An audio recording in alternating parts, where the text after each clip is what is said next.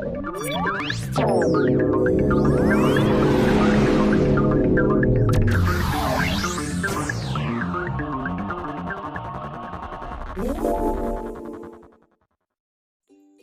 memulai presentasi, alangkah baiknya kita memperkenalkan diri terlebih dahulu. Perkenalkan, nama saya Iwayana Diwirawan, NIM 4414, nomor absen 29. Saya Niputu Saskia Maharani dengan NIM 4386, nomor absen 15. Halo, perkenalkan nama saya Nikadek Kristina Dewi, NIM 4395 dengan absen 19. Di sini kita akan mempelajari materi tentang konsep dasar hubungan individu dengan organisasi. Adapun hal-hal yang akan dibahas, yaitu yang pertama, kewajiban pegawai terhadap perusahaan, yang kedua, kewajiban perusahaan terhadap pegawai, yang ketiga, organisasi politik, yang keempat, organisasi yang penuh perhatian, dan yang kelima, peraturan yang terkait. Kewajiban pegawai terhadap perusahaan. Terdapat 3 kewajiban pegawai yang penting. Yang pertama yaitu kewajiban ketaatan, yang kedua yaitu kewajiban konfidensialitas, yang ketiga yaitu kewajiban loyalitas. Kewajiban ketaatan. Seorang karyawan yang memasuki sebuah perusahaan tertentu memiliki konsekuensi untuk taat dan patuh terhadap perintah dan petunjuk yang diberikan perusahaan karena mereka sudah terikat dengan perusahaan. Namun demikian, karyawan tidak harus mematuhi semua perintah yang diberikan oleh atasannya apabila perintah tersebut dinilai tidak bermoral dan tidak wajar. Seorang karyawan di dalam perusahaan juga tidak harus mentaati perintah perusahaan tersebut apabila penugasan yang diberikan kepadanya tidak sesuai dengan kontrak yang telah disepakati sebelumnya. Kewajiban konfidensialitas. Kewajiban konfidensialitas adalah kewajiban untuk menyimpan informasi yang sifatnya sangat rahasia. Setiap karyawan di dalam perusahaan, terutama yang memiliki akses ke rahasia perusahaan seperti akuntan, bagian operasi, manajer, dan lain-lain memiliki konsekuensi untuk tidak membuka rahasia perusahaan kepada halayaknya umum. Kewajiban ini tidak hanya dipegang oleh karyawan tersebut selama ia masih bekerja di sana, tetapi juga setelah karyawan tersebut tidak bekerja di tempat itu lagi. Sangatlah tidak etis apabila seorang karyawan pindah ke perusahaan baru dengan membawa rahasia perusahaannya yang lama agar ia mendapat gaji yang lebih besar. Kewajiban loyalitas. Konsekuensi lain yang dimiliki seorang karyawan apabila dia bekerja di dalam sebuah perusahaan adalah dia harus memiliki loyalitas terhadap perusahaan. Dia harus mendukung tujuan-tujuan dan visi misi dari perusahaan tersebut. Karyawan yang sering berpindah-pindah pekerjaan dengan harapan memperoleh gaji yang lebih tinggi dipandang kurang etis karena dia hanya berorientasi pada materi belaka. Ia tidak memiliki dedikasi yang sungguh-sungguh kepada perusahaan di tempat dia bekerja. Maka, sebagian perusahaan menganggap tindakan ini sebagai tindakan yang kurang etis. Bahkan lebih ekstrim lagi, mereka menganggap tindakan ini sebagai tindakan yang tidak bermoral. Baik, di sini saya akan menjelaskan tentang melaporkan kesalahan perusahaan. Apabila kita bekerja di dalam sebuah perusahaan, kita memiliki aset untuk membuka informasi-informasi di dalam perusahaan yang tidak diketahui oleh masyarakat luas. Namun, hal itu sah-sah saja dilakukan selama karyawan tersebut mengikuti persyaratan sebagai berikut. 1. Kesalahan perusahaan harus kesalahan yang besar. Kedua, pelaporan harus didukung oleh bukti-bukti dan fakta yang kuat, jelas, dan benar. 3. Pelaporan dilakukan semata-mata untuk mencegah terjadinya kerugian yang akan diderita oleh pihak ketiga, bukan karena motif lain. Keempat, utamakan penyelesaian secara internal terlebih dahulu. Kelima, harus ada kemungkinan real bahwa pelaporan kesalahan akan mencatat sukses. Kewajiban perusahaan terhadap pegawai.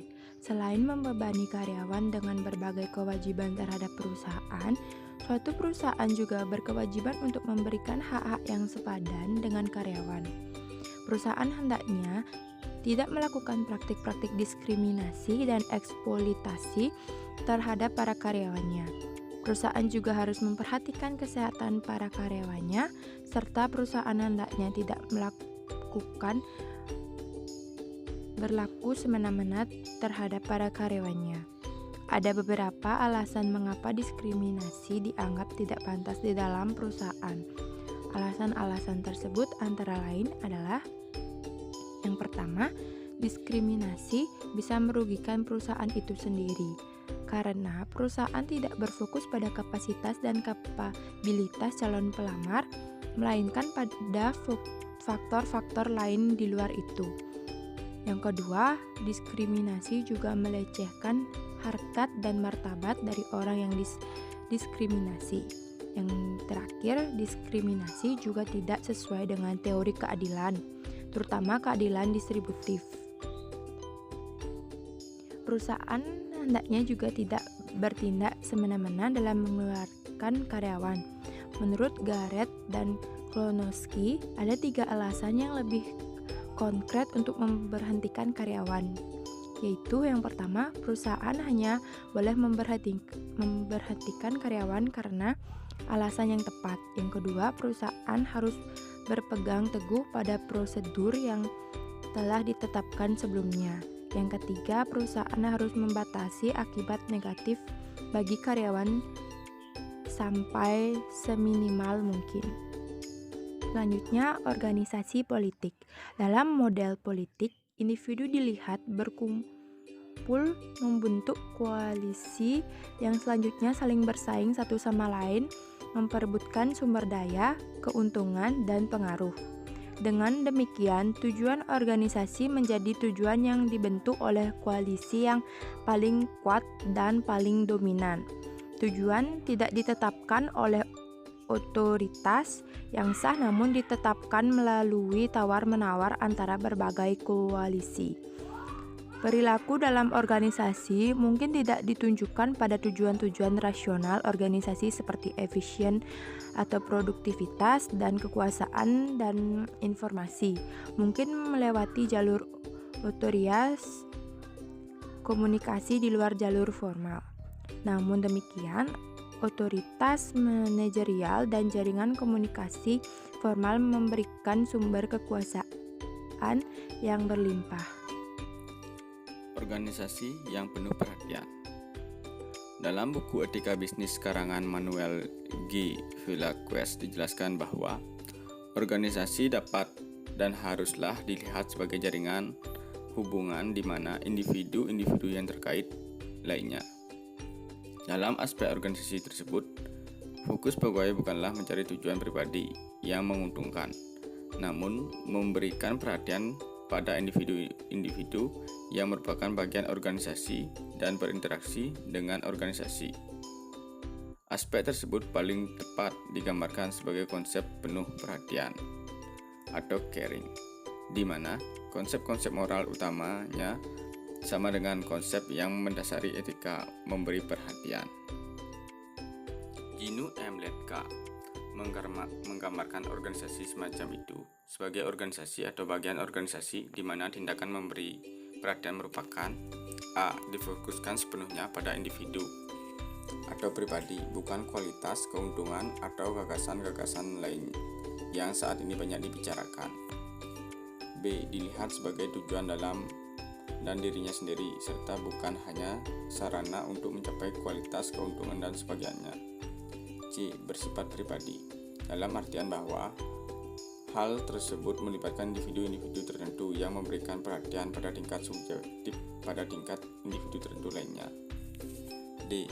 pendorong pertumbuhan bagi yang diberi perhatian, dalam artian bahwa tindakan ini menggerakkan mereka menuju pemanfaat dan pengembangan kemampuan seutuhnya dalam konteks kebutuhan dan inspirasi mereka sendiri. Baik, di sini saya akan melanjutkan materi tentang peraturan yang terkait. Etika bisnis dibutuhkan oleh semua pengusaha baru maupun pengusaha yang sudah lama terjun di dunia bisnis. Tujuan etika bisnis bagi pengusaha adalah untuk mendorong kesadaran moral dan memberikan batas-batas bagi para pengusaha atau pelaku bisnis untuk menjalani good business dan tidak melakukan monkey business atau dirty business. Dengan etika bisnis, para pelaku bisnis memiliki aturan yang dapat mengarahkan mereka dalam mewujudkan citra dan manajemen bisnis yang baik, sehingga dapat diikuti oleh semua orang yang mempercayai bahwa bisnis tersebut memiliki etika yang baik. Bisnis yang memiliki etika baik biasanya tidak akan pernah merugikan bisnis lain, tidak melanggar peraturan hukum yang berlaku, tidak membuat suasana yang tidak kondusif pada saingan bisnis, dan memiliki izin usaha yang sah. Sekian presentasi dari kami. Bila ada salah kata, kami mohon maaf. Sekian dan terima kasih.